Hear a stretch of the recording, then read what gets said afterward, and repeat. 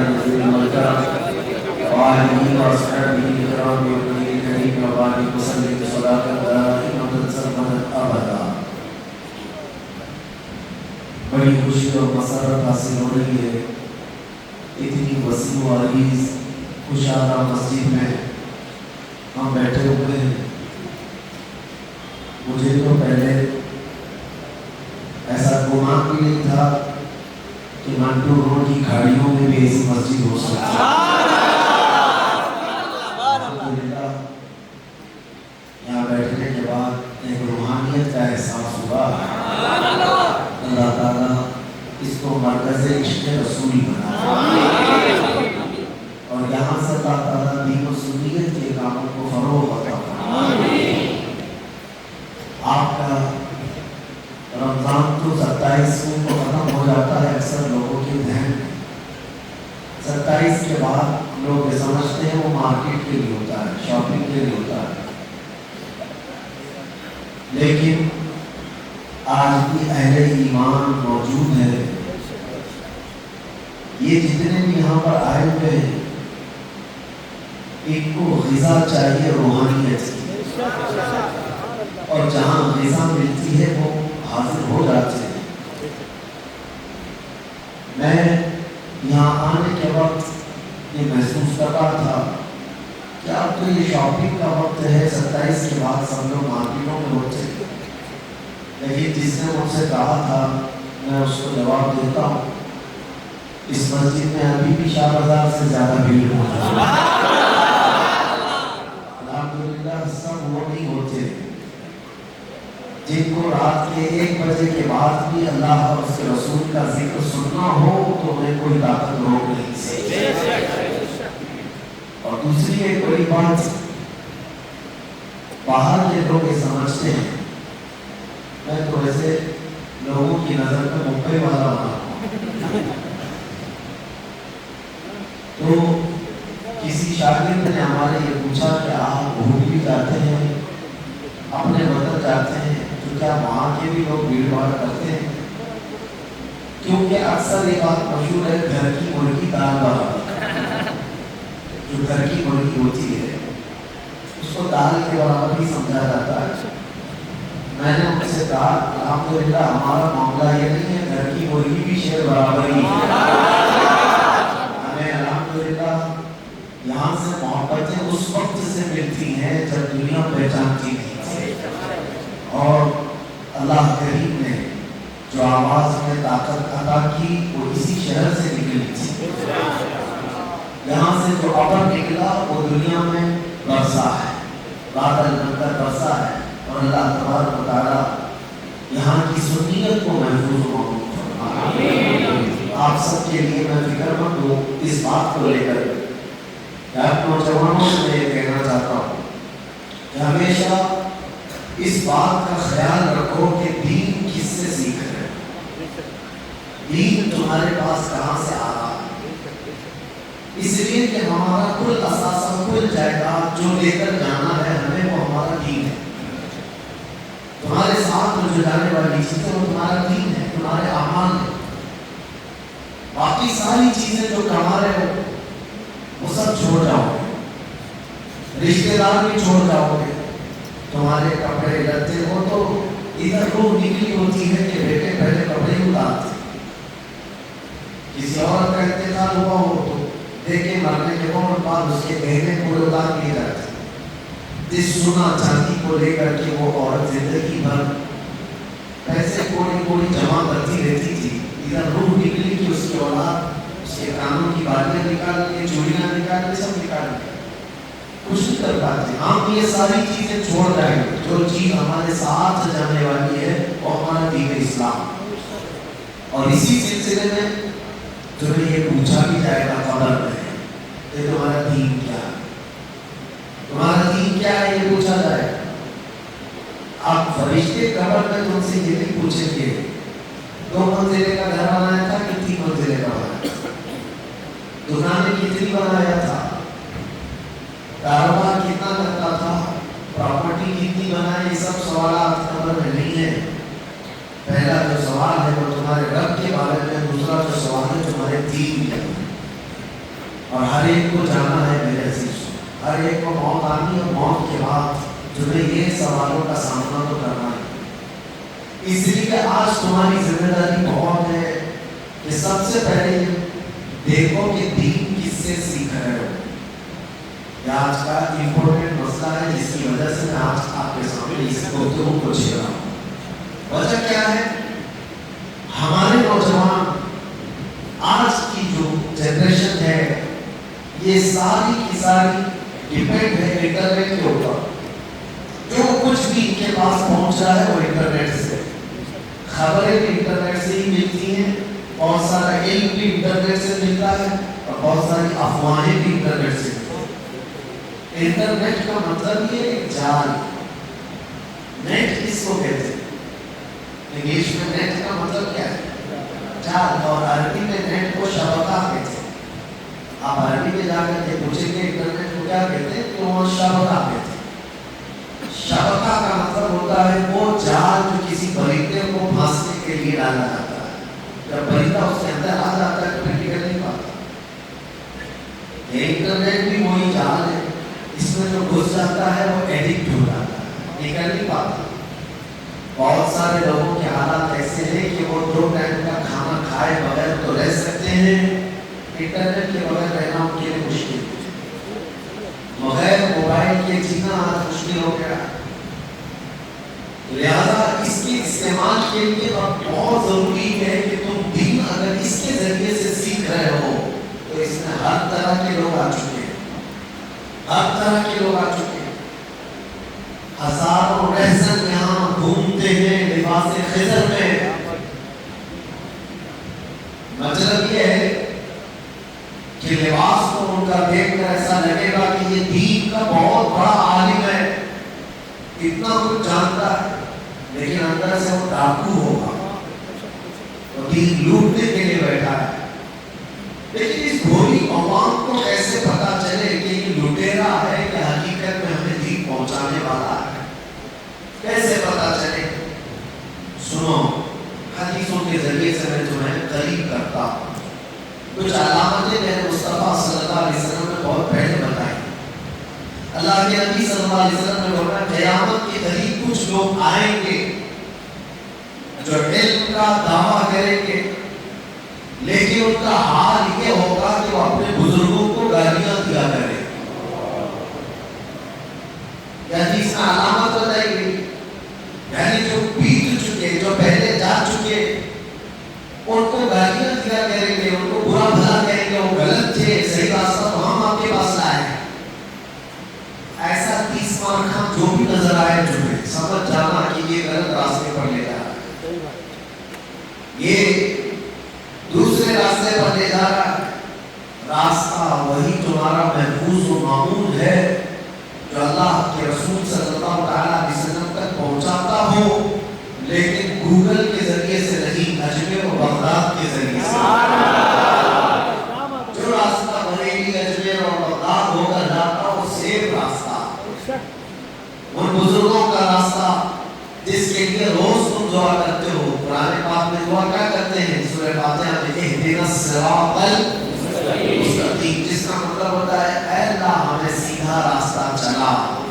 آگے پھر ہم یہ کہتے ہیں صراط الذین انعمت علیہم، ان لوگوں کا راستہ چلا جن پر تو نے انعام نازل فرمایا، جن پر تو نے انعام نازل فرمایا۔ اب انعام کس پر نازل کیا ہے اللہ؟ انعمت علیہم من النبیین والصدیقین والشہداء والصالحین۔ خود قرآن میں اللہ فرماتا ہے انعم اللہ علیہم، اللہ فرماتا ہے اللہ نے انعام نازل فرمایا ہے نبیوں پر، صدیقین پر، شہیدوں پر اور اولیاء صالحین پر۔ جس کی جماعت میں کوئی ولی ہی نہیں ہے وہ کون سے راستے پر بلا رہا ہے؟ وہ کون سے راستے پر بلا رہا ہے؟ جس کے راستے میں، جس کی جماعت میں شہداء ہے ہی نہیں، صدیقین ہے ہی نہیں، وہ کون سے راستے پر بلا رہا ہے؟ لیکن فخر کرو اے سنیو، صدیق بھی ہمارے پاس ہے، شہید بھی ہمارے پاس ہے، صالحین کی جماعت بھی ہمارے پاس ہے، بلکہ صرف صدیق نہیں، صدیق اکبر ہمارے پاس ہے، صرف شہید نہیں، شہید اعظم حسین اعظم ہمارے پاس ہے، جس کے طریقے سلطان الاولیاء ہمارے پاس ہوتا ہے. ہاں یہ دوسری جماعتوں کے سلسلے میں بھی میں آپ کو اویئرنیس پیدا کرنا چاہتا ہوں. کچھ ایسے لوگ آئے کچھ آئے کہ اور یہ کہیں کہ ہم کسی کی جماعت سے نہیں, ہمارا کوئی فرقہ نہیں ہے, ہم نیوٹرل لوگ ہیں اور آپ کو صحیح دین پہنچائیں گے. قرآن سے, بخاری سے, مسلم سے جو ریفرنس آپ کو اتنے ماریں گے کہ بیچارہ عام نوجوان کو تو دب جاتا ہے, کیا ریفرنس دیتا ہے, کیا نمبر بولتا ہے, کتنا ایجوکیشن ہے اس کے پاس, کتنا علم ہے. میاں یہ تو لوگ ہر چمتکاری کو دیکھ کر کے تھوڑی دیر کے لیے آکرشت ہوتے ہیں, متعجب ہوتے ہیں. یہ دنیا کا دستور ہے اور فطرت ہے انسان کی. تم اس کے ریفرنس دیکھ کر کے تعجب میں ہوتے ہو, اور کچھ ان بھگ تو خالی بابا کی چٹھی دیکھ کر کے تعجب ہوتے ہیں کہ ہمارے آنے سے پہلے بابا سے لکھ کر کے بتا رہا ہے من میں کیا ہے, کیا لے کر کیا ہے. بابا چاہے دیسی کی سیٹنگ کے ساتھ بیٹھتا, لیکن بیوقوف بنانے کے دھندے پوری دنیا میں پھیلے ہوئے ہیں. صرف یہی بھی بہت جگہ پر, بہت جگہ پر. میں آپ کو کہتا ہوں, میرے آقا صلی اللہ علیہ وسلم کی حدیث ہے, قیامت اس وقت تک نہیں آئے گی جب تک 30 بڑے دجال نہ آ جائے. 30 دجال آئیں گے. تو آپ نے سنا نا ایک دجال کا تو نام سنا, دجال آئے, لیکن حضور نے بولا 30 دجال آئے. 30 دجال یہ کون ہے؟ دجال وہ جو بڑا والا ہے, وہ قیامت کے قریب آئے گا, ایک آنکھ والا مسیح دجال اس کو کہا گیا ہے. لیکن اس سے پہلے یہ جو آئیں گے 30, ہر وہ جھوٹا آدمی جو نبی پاک صلی اللہ علیہ وسلم کے خلاف جاتا ہے یا اپنی نبوت کا اعلان کرتا ہے, سب سے زیادہ جھوٹ پروسنے والے کو دجال کہا جاتا ہے. سب سے زیادہ جھوٹ پروسنے والے کو کیا کہا جاتا ہے؟ دجال. اب یہ جو میں نے آپ کو ڈیفینیشن دیا ہے, اس کے حساب سے آپ پرکھ کر کے دیکھو کتنے دجال تمہارے آس پاس نظر آ جائیں. اور سارے دجال ہیں, بڑے بڑے جھوٹ اتنا کہ دن اور رات دونوں کو ملا دے. لوگ سننے والے آج ایسے ہیں جن کی آنکھیں بند ہو گئی ہیں, ان کو اگر دن میں کوئی کہتے دجال کے لیے رات ہوئی ہے تو بیچارے انت بھگ جو ہیں, آنکھیں جن کی بند ہیں, وہ تو ہاں میں ہاں ملاتے ہوئے صرف اتنا ہی نہیں کہتے کہ صاحب آپ صحیح کہہ رہے ہیں, نہیں کہتے ہاں بالکل صحیح کہہ رہے ہیں, مجھے تو چاند تارے بھی دکھ رہے. جھوٹ کا یہ دور, اور اللہ کے نبی صلی اللہ علیہ وسلم نے فرمایا قیامت کے قریب یہ زمانہ بھی آئے گا, حق کو باطل بنا دیا جائے گا اور باطل کو حق بنا کر پیش کیا جائے گا. اور ایک حدیث یہ بھی ہے کہ ایمان پر جو بندہ قائم ہوگا, جو ایمان پر ہوگا, اس سے لوگ ایسا تانا ماریں گے جیسے چور کو اور زانی کو تانا مارتے ہیں. لوگ اس کو تعجب سے دیکھیں گے, مسلمان, یہ مسلمان, وہ زمانہ آ رہا ہے, پر کیا چکا ہے, ٹوپی والے کو, داڑھی والے کو دنیا گھوم کی, یہ مسلمان ہے, ان حالات میں بھی مسلمان ہے. اور یہ میرے آقا صلی اللہ علیہ وسلم نے 1400 سال پہلے بیان فرمایا, ایمان پر قائم رہنے والے کو لوگ ایسے تانا ماریں گے, دکھا دکھا کر کہیں گے. اور اس وقت لوگوں کا ایمان پر قائم رہنا اتنا مشکل ہو جائے گا جیسے ہتھیلی پر انگارہ لے کر کھڑا ہونا مشکل ہو جاتا ہے. بہت مشکل وقت آ جائے گا, اس زمانے سے تم گزرو گے میرے عزیزوں. کمپرومائز اپنے ایمان کے ساتھ کبھی ہونے نہ دیں. تھوڑی دیر کی تکلیف ہو سکتی ہے, تھوڑی دیر مصیبت آ سکتی ہے, لیکن اگر ان حالات پر تم پھسل گئے اور اپنا ایمان کھو گئے تو ہمیشہ ہمیشہ آخرت میں جہنم میں چلے گا. نان اینڈنگ. جو کفر پر مرا وہ دوزخ سے کبھی نہیں نکالا جائے, کبھی نہیں. 100 سال بعد بھی نہیں, 1000 سال بعد بھی نہیں, لاکھ سال کے بعد بھی نہیں. جس کی موت کفر پر ہو گئی وہ ہمیشہ ہمیشہ کے لیے دوزخ میں جائے گا. قرآن کہتا ہے فی نار جہنم و فیہا خالدون, وہ جہنم کی آگ میں ہوں گے اور ہمیشہ ہمیشہ. اور سنو حدیث پاک, اللہ کے نبی صلی اللہ علیہ وسلم فرماتے ہیں اخیر زمانہ ایسا آئے گا میری امت پر, لوگ صبح مومن ہوں گے اور شام میں کافر ہو جائیں گے. شام میں مومن سوئیں گے اور صبح کافر اٹھیں گے. اتنے جلدی جلدی لوگوں کا ایمان بک چکا ہوگا, بدل چکے ہوں. ان حالات میں مجھے یہ بولنا بہت ضروری ہو جاتا ہے, یہ امانت سے میں منتقل کرنے کا ہوں کہ آپ کا ایمان محفوظ رہے. اللہ کے نبی صلی اللہ علیہ وسلم کی ایک صفت جانتے ہو, قرآن نے کیا بتایا, حریص علیکم بالمؤمنین, یہ رسول صرف تمہارے ایمان کی طرف رکھتے ہیں کہ تم ایمان والے ہو, صرف تم ایمان والے ہو. اور حضور اکرم صلی اللہ علیہ وسلم اپنے اوپر آئی ہوئی ہر مصیبت کو, ہر تکلیف کو معاف کر دیا. جانتے ہو جنہوں نے امیر حمزہ رضی اللہ تعالیٰ عنہ کو بھالے سے نیزہ مار کر کے شہید کیا, حضور کے سگے چچا کو جس نے قتل کیا وحشی, ایک غلام کا نام ہے ہندا کا غلام جس نے مارا تھا, اور حضرت امیر حمزہ جگہ پر ہی شہید ہوئے تھے, اور ان کے سینے کو چاپ کر کے کلیجہ نکالا گیا اور چبایا گیا تھا بھرے میدان میں. یہ منظر بھی رسول پاک صلی اللہ علیہ وسلم نے دیکھا. لیکن زمانہ جب بیت گیا, 4-5 سال ہو گئے, ایک وقت وہ بھی آیا کہ یہ جو قتل کرنے والے وحشی ہے حضرت امیر حمزہ رضی اللہ تعالیٰ عنہ کو, وہ خود بارگاہ مصطفیٰ صلی اللہ علیہ وسلم میں حاضر آئے اور آ کر کے کہنے لگے, یا رسول اللہ صلی اللہ علیہ وسلم, میں ایمان لانا چاہتا ہوں. کون؟ امیر حمزہ کے قاتل, حضور کے چچا کے قاتل.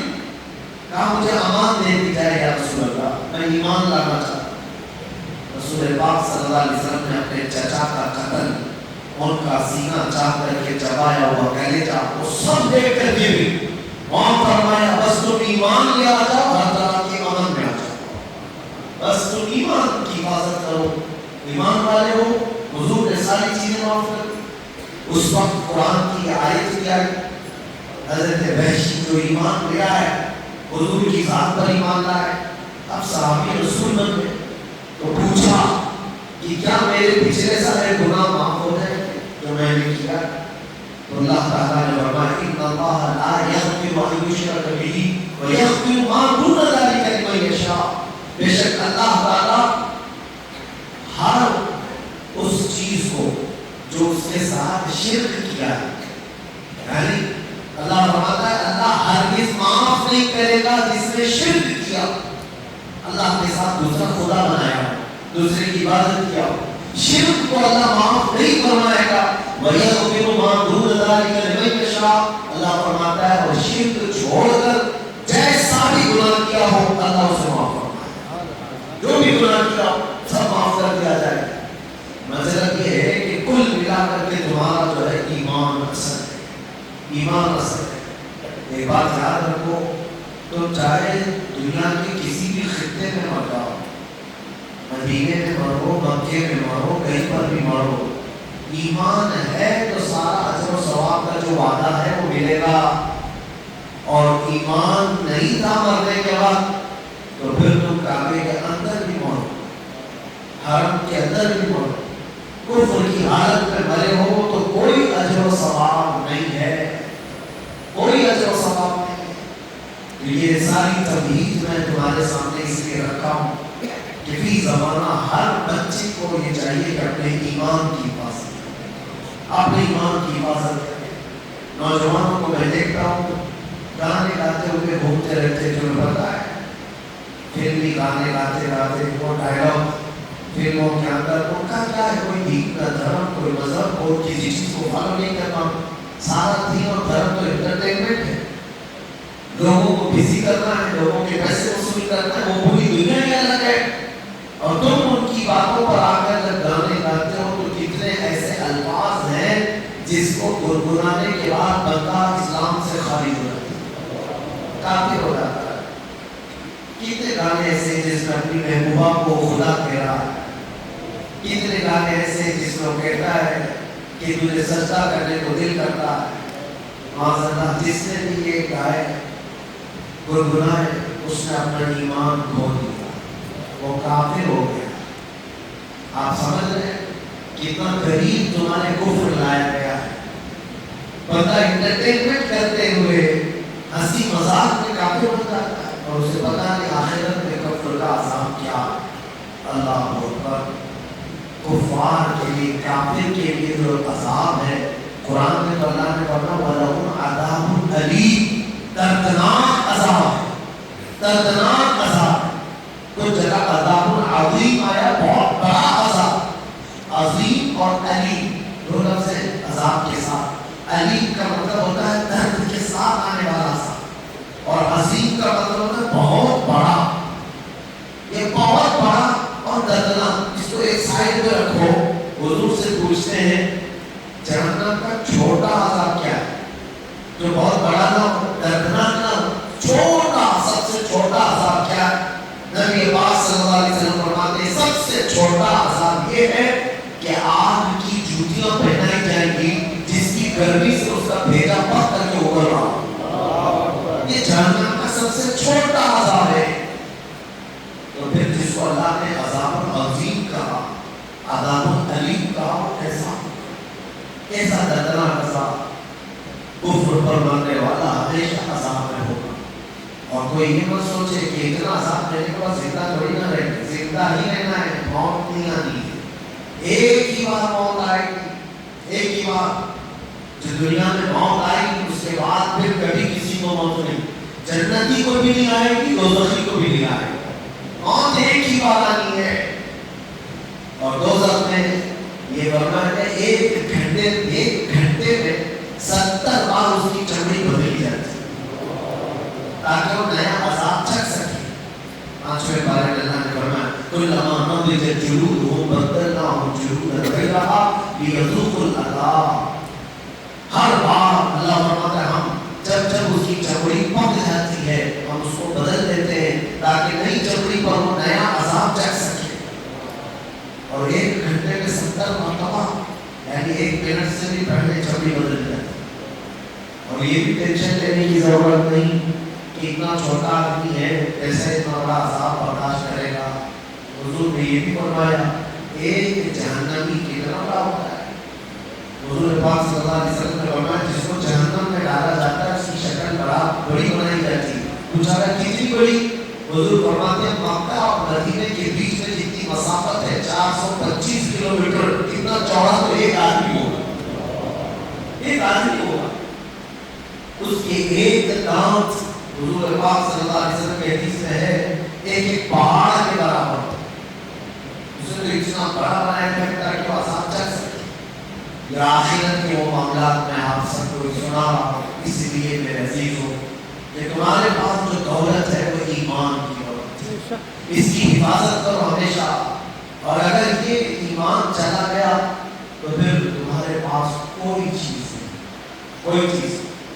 اور یہ بھی سمجھ کر کے چلو کہ اگر کوئی یہ سمجھتا ہے کہ فلاں کی موت وہاں ہوئی، فلاں کی موت کیا ہوئی، میں کہتا ہوں 1000 ٹکڑوں میں بھی موت ہوئی ہو، نالیوں میں بہا دیا گیا ہو، پانی میں بہا دیا گیا، چیل کبوں کو کھلا دیا گیا ہو، لیکن ایمان پر موت ہوئی ہے تو اس کی موت سب سے بہتر موت ہے۔ اور کفر پر موت ہوئی ہو، 1,00,000 لوگ جلوس لے کر کے نکلے ہو، وہ سب سے بری موت۔ اس کو 1 ٹن پھول بھی ڈال دیتے ہو تو بھی کوئی حاصل نہیں ہے، وہ تو جا رہا ہے دوزخ، وہ تو جا رہا ہے جہنم میں۔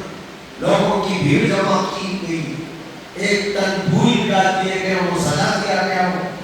ایمان نہیں تھا تو کوئی حاصل نہیں، اور ایمان کے ساتھ تھا اب تنہا قبرستان جا رہا ہے تب بھی وہ بادشاہ، تب بھی وہ قبرستان کا بادشاہ ہے۔ اور اللہ تبارک و تعالیٰ اس کے آنے سے پہلے اس کی جنت کو سجانے کا حکم فرماتا ہے۔ اسی کے شروع میں ہی میں نے آپ کو ایک بات بتائی، 3 قصے لے رہے ہو یہ دیکھ لو کہیں ایسا نہ ہو کہ ریسرچ کرنے کے چکر میں علم حاصل کرتے کرتے تو کہیں بہک گئے اور بھٹک گئے اور ایسے پیسوں کے ہاتھ میں لگ گئے جنہوں نے تمہارے ایمان کو خرید لیا، تو پھر یاد رکھو دوبارہ تمہیں زندگی نہیں دی جائے گی۔ ایک بار مرنے والا اللہ کی بارگاہ میں جا کر جانتے ہو کیا کہتا ہے؟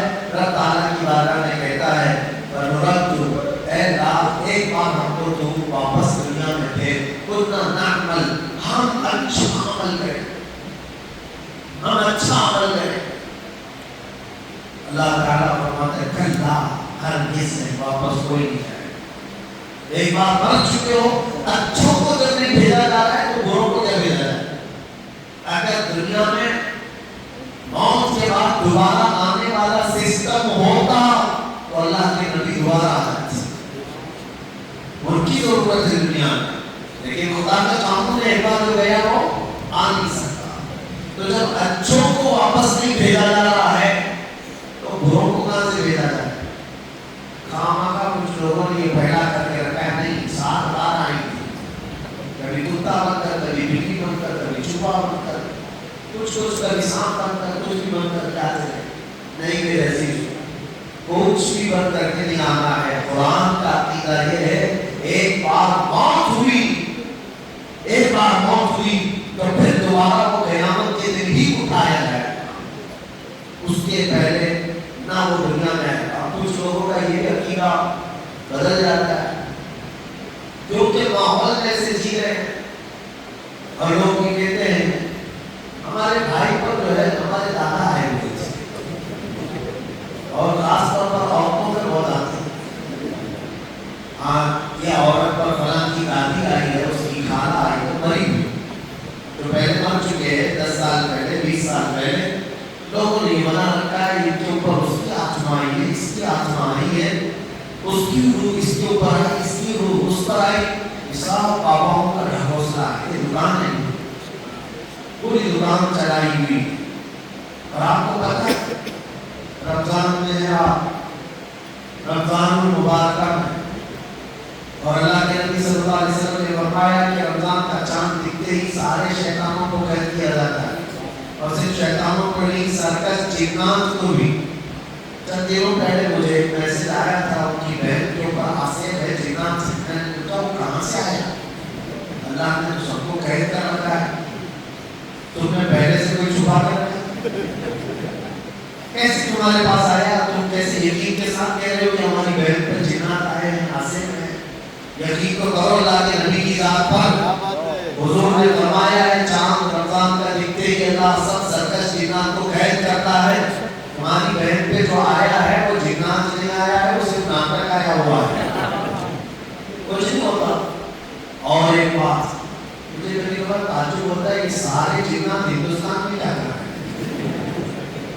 آصف یہاں زیادہ ہے بہت، تو میں باہر کی کنٹریز میں بھی دیکھوں، بہت سارے دوسرے ملکوں میں بھی، انگریزوں کے یہاں بھی جنات اور آصف ان کے اوپر چڑھتے کیوں نہیں؟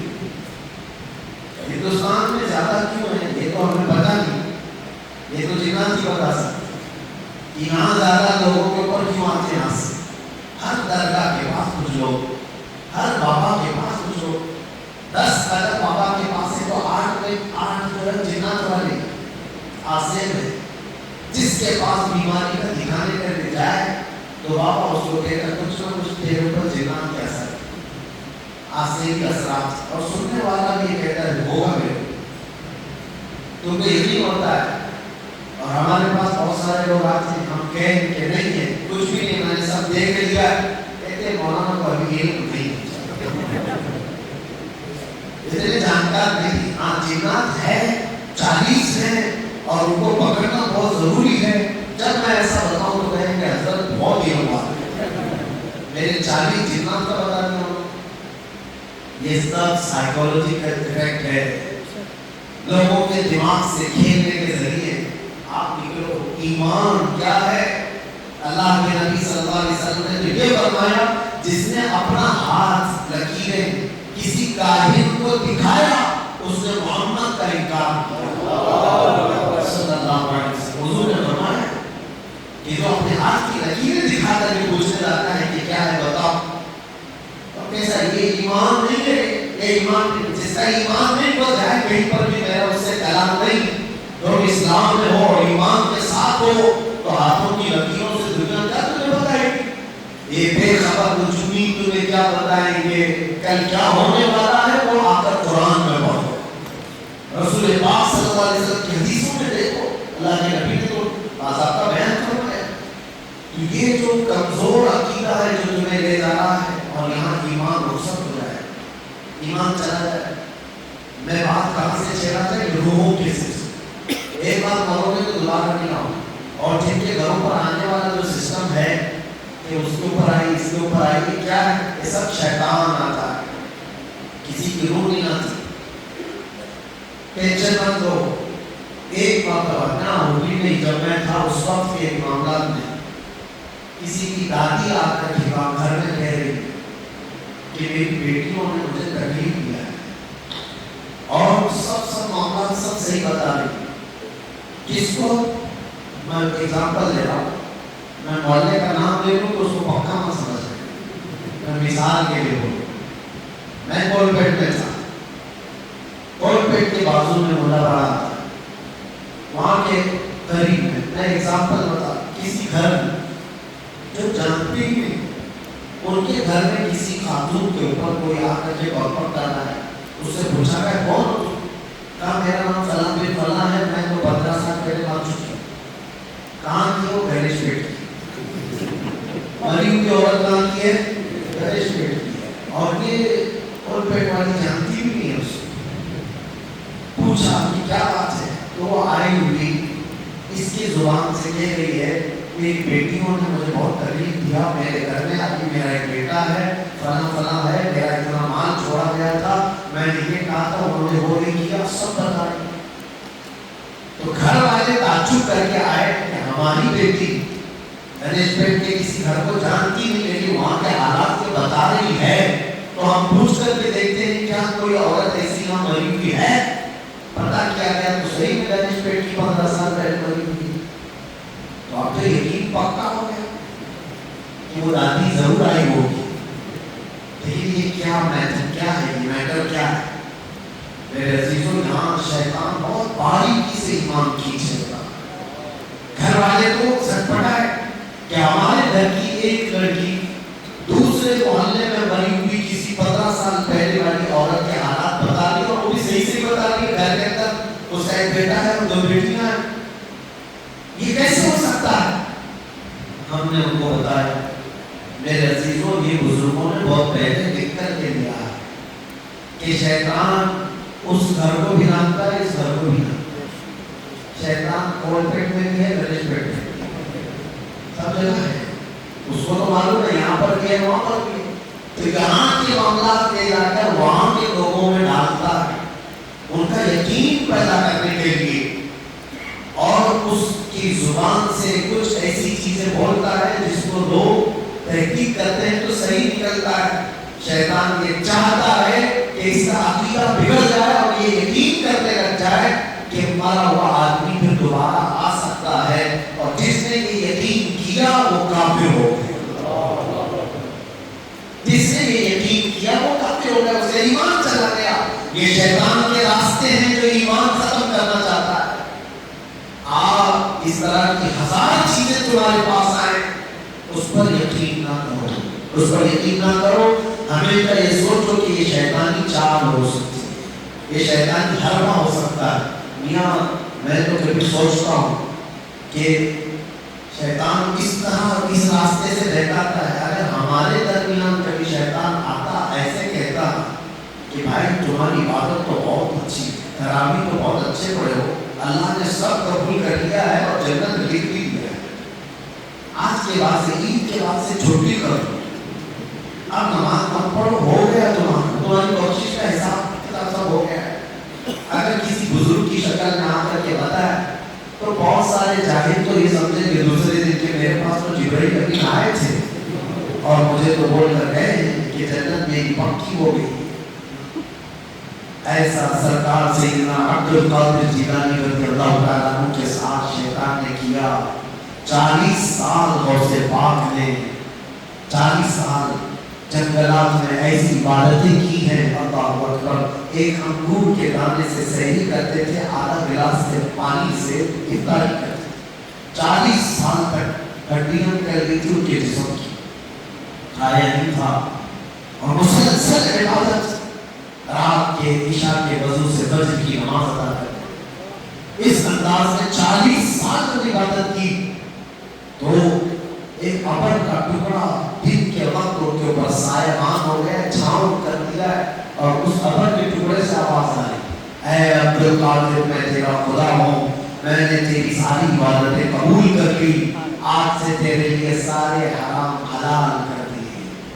جتنے حرام تھے، جو جو چیزیں حرام تھی، شراب ہو، خنزیر ہو، جو کچھ بھی ہو، آج سے میں نے تیرے لیے سب حلال کر دیا، تیری عبادت سے میں بہت خوش ہوں۔ غوث پاک نے کہا یہ میرے خدا کی آواز نہیں ہے، ابلیس سے نہیں ہے۔ جو حرام رسول اللہ کے لیے حلال نہیں ہوا، وہ عبد القادر کے لیے کیسے ہو سکتا ہے؟ یاد رکھو، یہ ہے ایمان، یہ اللہ کے ولیوں نے ہمیں سکھایا ہے۔ جو رسول پاک صلی اللہ علیہ وسلم کے لیے حلال نہیں ہوا، غوث پاک نے کیا فرمایا؟ عبد القادر کے لیے کیسے حلال ہو سکتا ہے؟ لیکن آج کے کسی بیڑی والے بابا کو یہ بات شیطان بول دے گا تو وہ تو پکا سمجھے گا میرے لیے تو اللہ نے سب حلال کر دیا۔ پوچھو اس سے کیسے حلال ہوا تو کہے گا میسج آیا تھا۔ آج کے بابا ہم کو تو اتنی بات کافی ہے، اگر شیطان ان کو گمراہ کرنا چاہے تو وہ تو یقین کر لیں کہ ہمارے لیے نمازیں معاف ہو گیا، ہم تو نمازیں بہت پڑھ چکے، جوانی میں بہت پڑھ چکے، اتنی پڑھے کہ اللہ ہمارے اوپر سے نمازوں کو اٹھائے۔ ایسے بھی نعوذ باللہ من ذالک، موت کے لیے 1 منٹ باقی ہو تب تک کے لیے تمہیں نماز معاف نہیں، اس وقت تک کے لیے معاف۔ جو تمہارے سب کے ایمان کی حفاظت کے لیے میں یہ باتیں کر رہا ہوں، ہزاروں لٹیرے گھوم رہے ہیں لباس خضر، وہ تمہیں ہادی بن کر کے آئے، مرشد بن کر کے آئے، تمہیں سکھانے کے نام پر آئے، لیکن ایک بات یاد رکھنا، راستہ وہی صحیح ہے جو بریلی اجمیر بغداد ہو کر مدینے پہنچا۔ ان کا جو راستہ ہے، اعلیٰ حضرت نے ہمیں ایک دعا سکھائی تھی، وہ کیا بہر سکے جو یہ سراغ لے کے چلے جائے۔ یا رسول اللہ تیرے غلاموں کا نقش قدم ہے راہ خدا، وہ کیا بہک سکے جو یہ سراغ لے کے چلے، یہ چراغ لے کے چلے۔ آپ یاد رکھو، جو اولیاء کاملین کے راستے پر چلے گا وہ نہیں بہکا ہوا نہیں۔ اور جنہوں نے یہ، ہمارے پاس ایک نوجوان ہے ممبئی میں، کہا کہ آپ سے بات کرنا ہے، کئی دن سے سوچتا تھا لیکن ایک ڈر تھا، ہمارے حضرت نے منع کیا تھا۔ کیا تھا؟ ایسے بابا سے وہ ایمان لایا، ایسے بابا سے بیعت کیا ہوا ہے جو 8 خدا کو مانتا، 8 خدا 8 رسول۔ معذرت کیسے مارکیٹ میں نئے آئے تھے، کسی کو نماز معاف کرائی گئی ہے، کسی کو کیا کوئی تصور میں نماز پڑھنے والا، ایسے جو بھی آئے۔ ایک بات یاد رکھو، سرکار غریب نواز نے کبھی نماز چھوڑی ہے؟ آپ یہ کہہ سکتے ہیں کہ انہوں نے نماز قضا کی؟ غوث پاک نے کبھی نماز چھوڑی ہے؟ اگر غوث پاک اور غریب نواز کبھی نماز نہیں چھوڑ سکتے تو آج کا کوئی حوصلہ بابا کیسے چھوڑ سکتا ہے؟ یہ کیا اس مقام کو پہنچے ہوئے؟ ہاں، نماز معاف ہے۔ ایک صاحب ہمارے پاس آئے تھے، انہوں نے کہا ہمارے حضرت تو کہتے ہیں ابھی نماز معاف ہے، ہم تو الگ پڑھتے ہیں، آپ کے سامنے نہیں پڑھتے۔ ہم نے ان سے کہا کہ 3 چیزیں پوچھ لو تو میں آپ سے کچھ نہیں کہوں گا۔ 3 ایسی چیزیں ہیں جس کی وجہ سے نماز معاف ہوتی ہے۔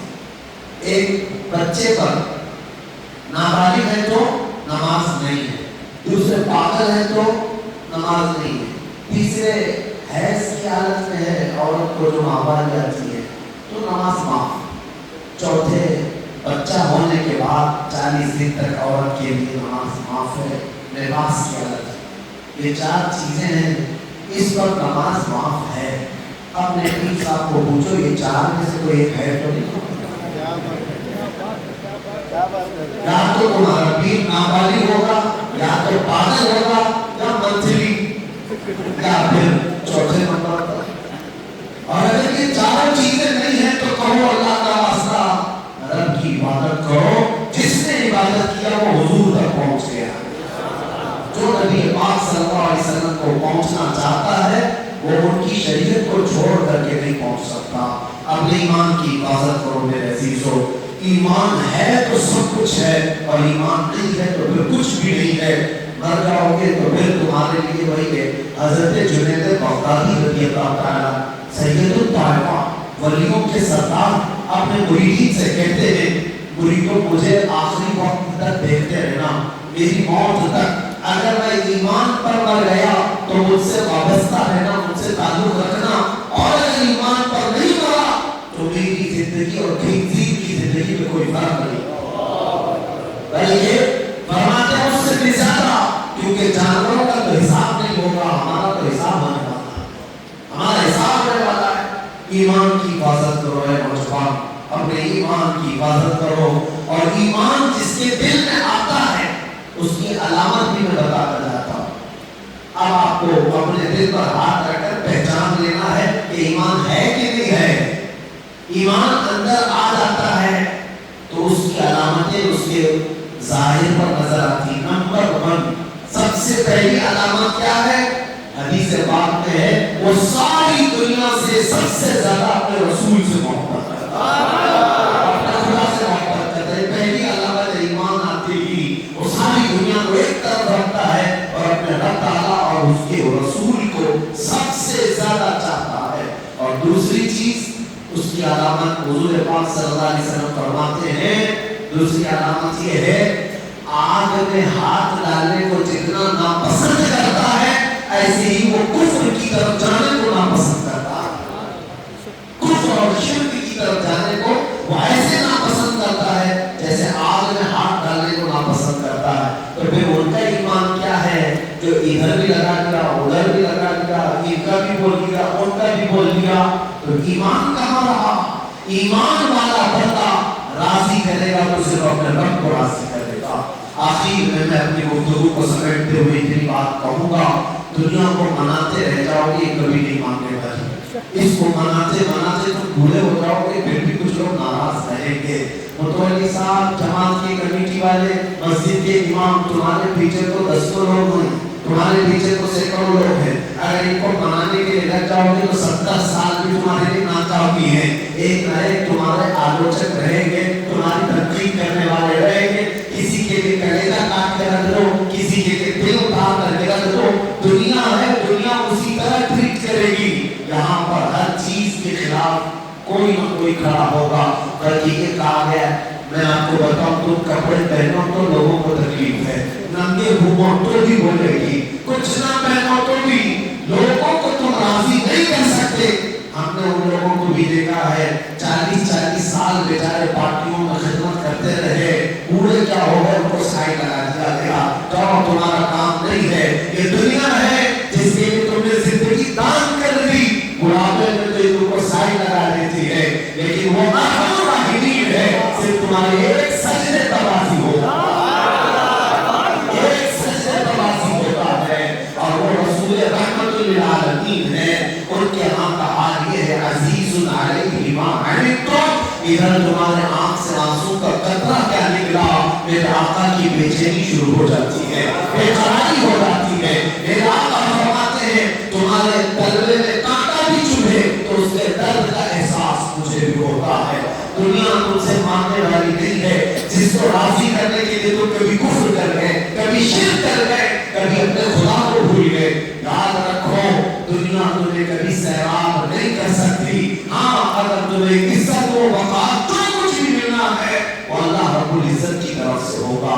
کچھ لوگ ہم سے بھی یہ پوچھتے تھے کہ آپ جس حالات میں گئے جہاں پہ ہم تو دور سے ویڈیو دیکھ رہے تھے، کبھی 100 لوگ چل رہے کبھی 200 لوگ چل رہے پیچھے، مجھے تو اب آنے کے بعد پتا چلا ہے کہ پیچھے اتنے تھے، ادھر اتنے تھے، ہم نے تو کبھی دیکھا نہیں تھا۔ ہم سے پوچھا گیا تھا کیا اتنوں کے بیچ میں ایک کھڑکی پر 10 لوگوں کو پہرے دار بنا کر رکھا گیا تھا، میرے بستر کے سامنے، میرے اگل بغل ہر جگہ، ارے ٹوائلٹ باتھ روم جائے تو بھی 4 لوگ، ہر جگہ پر یہ ساری پہرے داری میں کیسے گزارتے تھے؟ ایک بات یاد رکھو، جب اللہ کسی کی مدد کرتا ہے تو دل سے اللہ خوف بھی نکال دیتا ہے، اللہ تعالیٰ خود ہی اس بندے کے دل سے خوف بھی نکالتا ہے، یہ تجربہ کیا ہوا ہے۔ اسی لیے ایمان پر قائم رہو، اللہ کی مدد آئے، اللہ تبارک و تعالیٰ تمہاری حفاظت فرمائے گا۔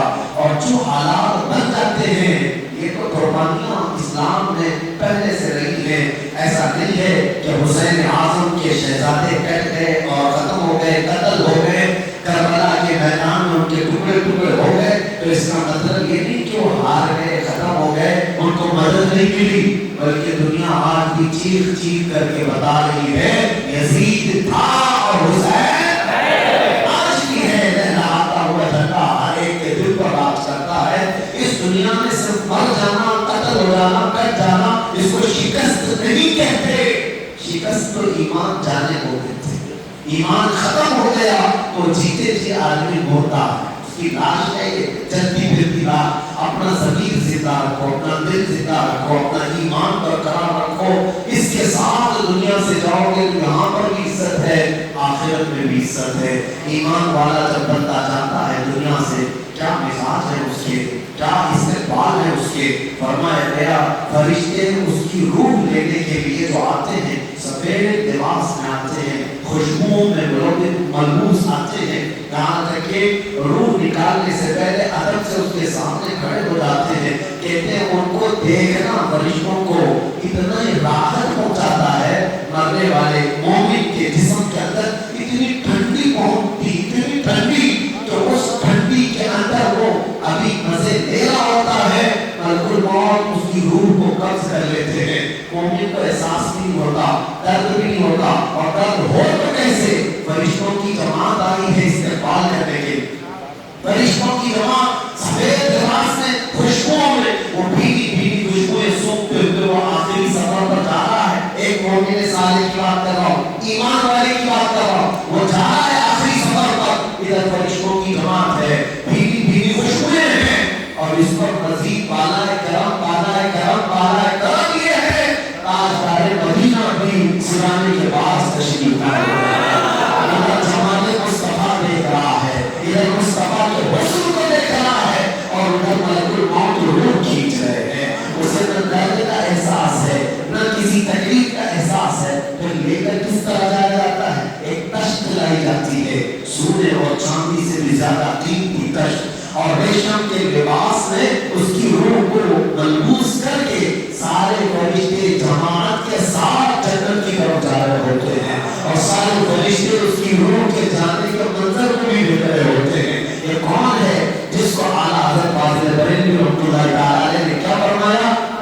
فرش پر دھومیں مچی کہ وہ مومن صالح گیا، فرش پر دھومیں مچی کہ وہ مومن صالح گیا۔ جب ایک مومن کا انتقال ہوتا ہے فرش پر ماتم اٹھا، وہ مومن صالح گیا، یہاں تو سب رو رہے مومن صالح گیا ہے، لیکن اعلیٰ حضرت فرماتے ہیں عرش پر دھومیں مچی کہ وہ طیب و طاہر آیا، طیب و طاہر گیا، یعنی عرش والے سب جھوم جاتے ہیں جب ایک مومن کی روح آتی ہے۔ ایک یہاں تک کہ جس دروازے سے اس کا رزق پہنچ رہا ہوتا ہے وہ دروازہ بھی اس کے جانے کے غم میں ہوتا ہے، مسجد کا وہ ٹکڑا جس پر وہ سجدہ کرتا تھا وہ بھی اس کے غم میں روتا ہے کہ ایک مومن چلا گیا ہے۔ ایسی زندگی گزارو، یہ میں کہنا چاہتا ہوں، موت اس کی جس کا کرے زمانہ افسوس، یوں تو یہاں آئے سبھی مرنے کے لیے، یہاں آئے سبھی مرنے کے لیے، کیڑے مکوڑوں کی طرح مر کے چلے گئے تو کیا حاصل کیا ہے دنیا کا؟ مرو ایسے کہ ایمان کے ساتھ زندہ رہو اور ایمان کے ساتھ جاؤ تاکہ تمہارا استقبال کو شام کے ساتھ کیا جائے۔ آخری یہ جملہ ایمان ایمان ایمان میں نے بار بار کہا ہے، اللہ کی ذات پر یقین رکھنا، لیکن اس ایمان کی جان محمد رسول اللہ کی ذات سے، حضور کی بات، حضور کی ذات، یہ ایمان کی جان ہے۔ اسے چھوڑ کر بال برابر پہ ہٹو گے ایمان کچھ نہیں ہے۔ جان ہے وہ جہان کی، اور جان ہے تو اور وہ جو نہ تھے تو کچھ نہ تھا، وہ جو نہ ہو تو اللہ کی سرتا بقدر شان ہے یہ، انسان نہیں انسان، وہ انسان ہے یہ۔ قرآن تو ایمان بتاتا ہے انہیں، اور ایمان یہ کہتا ہے میری جان ہے۔ حضور پاک صلی اللہ علیہ وسلم کی ذات اور ان کے نام جب تمہارے پاس آئے تو مچل جاؤ، جھوم جاؤ، تڑپ جاؤ، یہ ایمان کی علامت سے۔ جب محبوب کا ذکر آ جائے تو چہرے پر بہت ساری شادابیاں کھل جانی چاہیے۔ مجھے تو ابھی آج ہی ہمارے بچوں نے کہا، کچھ لوگوں نے زبردستی صلاۃ و سلام پڑھنے کی پابندی لگائی، ان کو تکلیف ہے، سلام نہیں پڑھنا ہے۔ क्यों नहीं पढ़ना है? अभी कोई नेता आए तो उसका भजन गाओ, अभी कोई बड़ा शेर आए उसके लिए गले हो जाओ।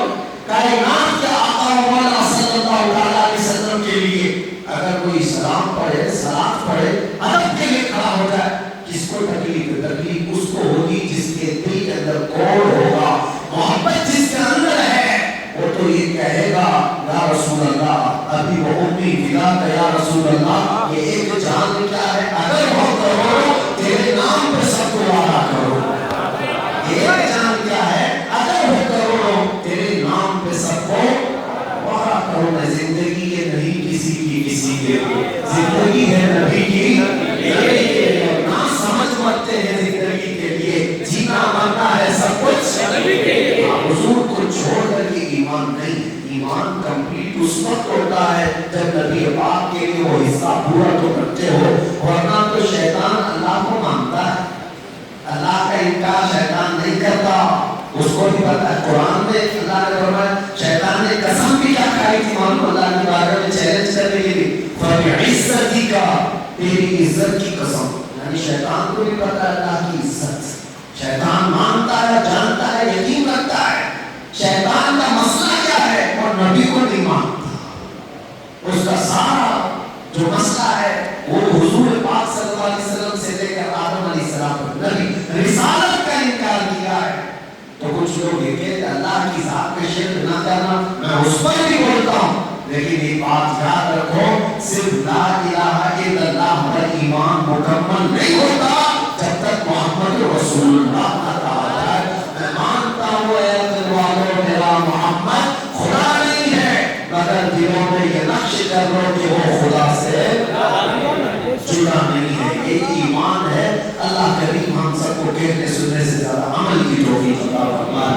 आप सबके ईमान, अमल, अकीदे की अल्लाह हिफाजत फरमाए। हर बच्चे को मौला आशिक़े नबी बनाए, हमारी नस्लों में मौला इश्क़ मुस्तफ़ा पैदा फरमाए। हमारे घरों को, हमारी औलाद को, हमारी नस्ल को मौला बदअक़ीदा और गुमराह होने से महफूज फरमाए। ख़ुसूसियत के साथ आज की जो महफिल है, अल्लाह ताला इस महफिल के सदक़े हम सबके गुनाहों की बख्शिश फरमाए।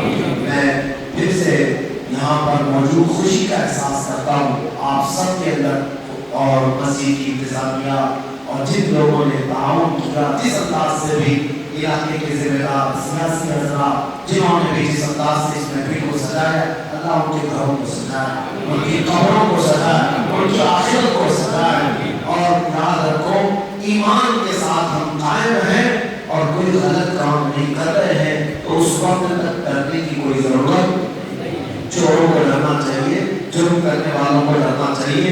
हम जो कर रहे हैं वो अलग ऐलान कर रहे हैं। ईमान के साथ जीना और ईमान के साथ रहना जुर्म है तो ये जुर्म 1000 बार करते हैं। अगर ईमान के साथ रहना जुर्म है और हुजूर की मोहब्बत की बात करना जुर्म है तो हम ये 1000 बार करें। और अगर ये जुर्म नहीं है तो छुप करके नहीं, दब करके नहीं, अलग ऐलान मेरे नबी की इज्जत की बात पूरी दुनिया में सरेआम करते रहेंगे। मौला हमारी बातों को कबूल फरमाए, मुझे भी और आप सबको भी अमल की तौफीक अता फरमाए। रब्बे ज़ुल जलाल मौत से पहले हमारी आंखों को अपने नबी पाक के चेहरे की ज़ियारत नसीब फरमाए। कुछ ऐसा कर दे मेरे किरदार आंखों में हमेशा नक्श रहे, रूईगार आंखों में उन्हें न देखा तो किस काम की है ये आंखें कि देखने की है सारी बहार। आंखों में बारगाह मुस्तफा में भी यहाँ बैठ करके ऐ सुन्नियों यूं अर्ज़ करो, क्योंकि हमारा अकीदा है वो सुनते भी हैं, देखते भी हैं और हर उम्मती को उसके बाप के नाम से पहचानते भी हैं। तो आओ इस भूमि के छोटे से खित्ते से पुकारेंगे तो हमारा यकीन है हमारी आवाज मदीने तक जरूर जाएगी। आका से यूं अर्ज़ करते हैं, या रसूल अल्लाह तेरे टुकड़ों पे पले गैर की ठोकर पे नहार, जिनकी आंखें कहाँ छोड़ के सदका तेरा, तू जो चाहे तो मैल मेरे दिल के धुले कि खुदा दिल नहीं करता कभी मैला तेरा।